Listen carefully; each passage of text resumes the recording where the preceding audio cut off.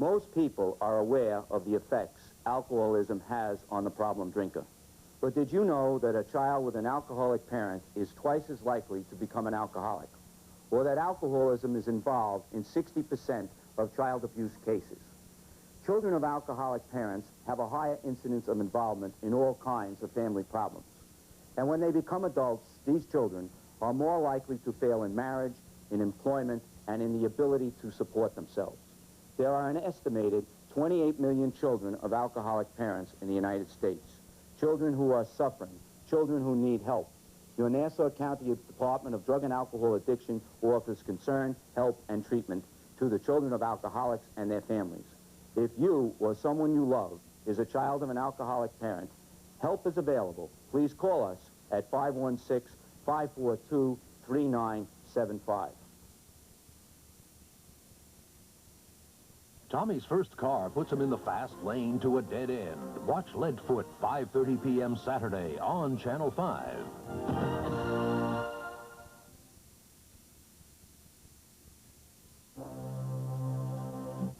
Good morning. This is Tom Gregory with late news headlines, sports, and the weather from the Channel 5 newsroom. The international headlines. Defense Secretary Caspar Weinberger says an apology from the Soviets isn't necessary, just some disciplinary action. He was referring to the shooting death last month of U.S. Army officer Arthur Nicholson by a Soviet guard in East Germany. In San Francisco Thursday night, Weinberger said the Soviets should discipline those responsible. Earlier, he had said an apology should be a precondition for a summit between President Reagan and Soviet leader Mikhail Gorbachev. President Reagan leaves Washington today for a 10-day vacation at his California ranch. On Thursday, the president called for a ceasefire and peace talks between Nicaragua's Sandinista government and U.S.-backed rebels. Sandinista reaction was swift and negative, calling the president's proposal a public relations maneuver and vowing never to negotiate with the Contra rebels. Despite a captive group, organizers of a fast for Ethiopian famine victims in Miami didn't get the participation they'd hoped for.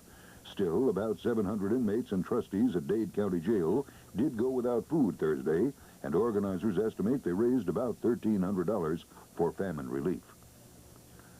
Reluctantly bowing to U.S. pressure, Japan dealt a death blow to its commercial whaling industry Friday and officially pledged to begin observing a worldwide moratorium on whaling in 1988.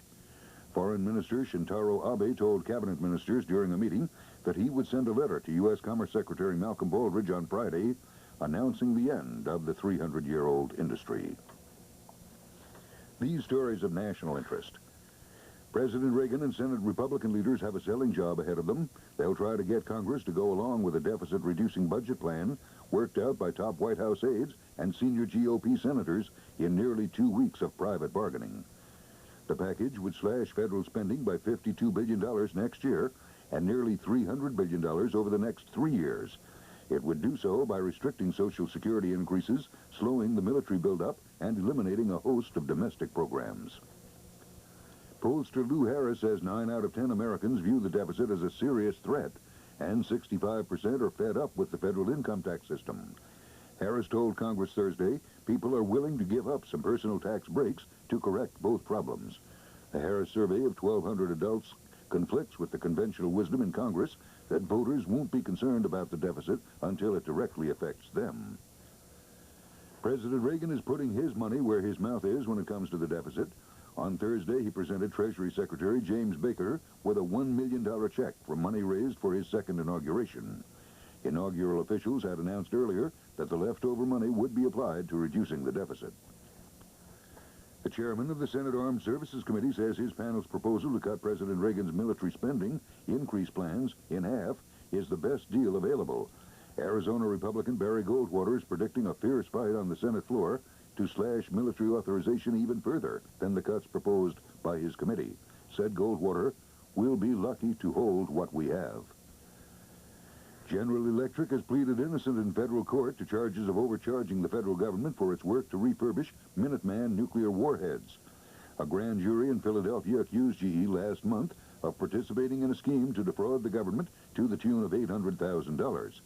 That indictment led to GE's suspension from obtaining any more Defense Department contracts. A state of emergency has been declared in South Carolina, one of 5 southeastern states battling fires, fueled by brisk winds and tinder-dry farmland and forests. Thousands of acres of land have been scorched. In North Carolina, where 6,000 acres are ablaze, 11 people have been injured and hundreds forced to evacuate. Fires were also reported in Tennessee, Kentucky, and across Georgia. A banner reading "Welcome Home, Gary" greeted 28-year-old Gary Dodson as he walked into his family's home in suburban Chicago Thursday. There, 25 relatives and friends gathered to celebrate Dodson's release from prison after 6 years behind bars for a rape conviction that's now in doubt. Dodson's accuser has retracted her story, saying she lied when she told a jury Dodson had raped her.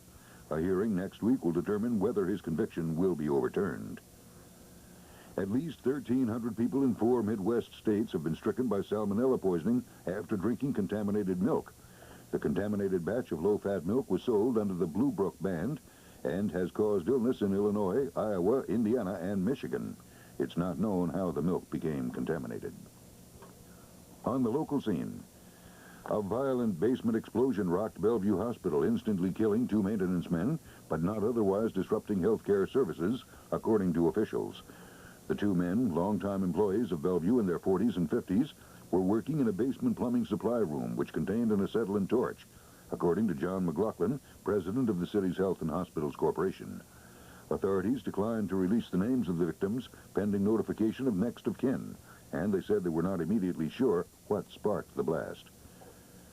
A man whose fiancée was shoved to her death beneath a subway train says he hopes police catch her killer and maybe put him in jail for life. And the Metropolitan Transportation Authority has offered a $10,000 reward for information producing an arrest and conviction in the case.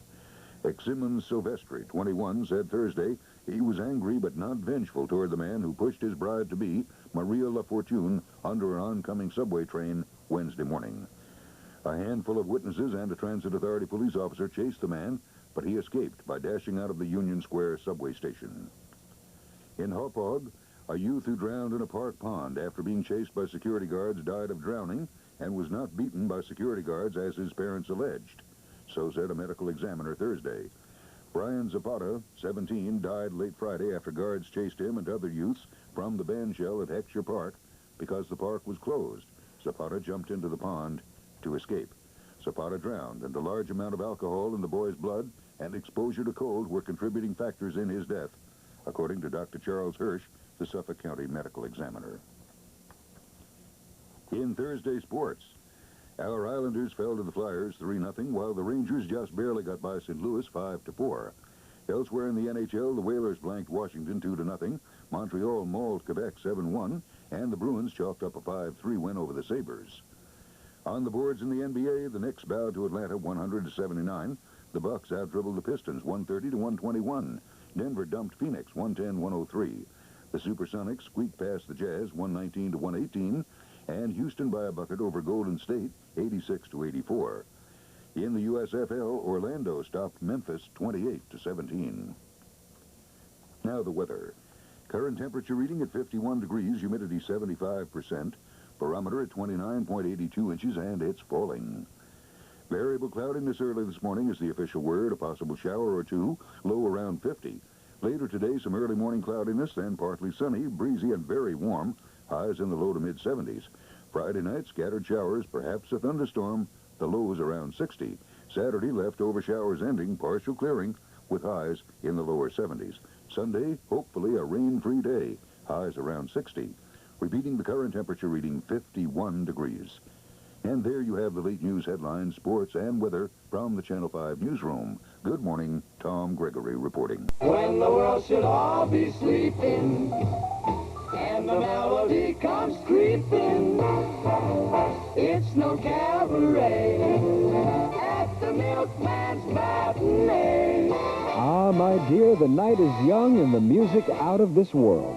This is Marty Wilson inviting you to tune in to America's original all-night music show, The Milkman's Matinee, only on WNEW.